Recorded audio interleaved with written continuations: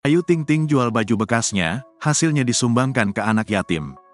Pedangdut Ayu Ting Ting diketahui menjual baju bekas pakainya, uang hasil dari jualan tersebut akan disumbangkan ke anak yatim. Ayu Ting Ting menjual pakaian mahalnya yang sudah tak terpakai lagi dan diobral dengan harga murah. Hasil dari jualan pakaian bekas Ayu Ting Ting akan disumbangkan ke panti asuhan. Uangnya nanti akan kita sumbangkan seperti biasa, ujar Ayu Ting Ting.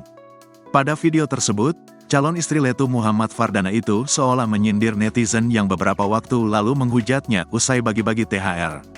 Ayu sengaja mengatakan hal tersebut agar tak terjadi kesalahpahaman. Kalau nggak bilang begitu, rame lagi, disangkanya buat kita. Dikasih buat yang berhak, jelas Ayu Ting Ting. Nampak ibu satu anak tersebut sedang memilah beberapa pakaian bekasnya. Beberapa pakaian seperti baju dan celana sudah dimasukkan ke dalam box. Pakaian tersebut akan dijual di halaman rumahnya di Depok, Jawa Barat. Sebelumnya, pedangdut Ayu Ting Ting memboyong keluarganya liburan ke luar negeri, kali ini ke Malaysia. Sayangnya, dalam liburan Ayu Ting Ting kali ini, ia tidak bisa ditemani calon suaminya, Letu Fardana.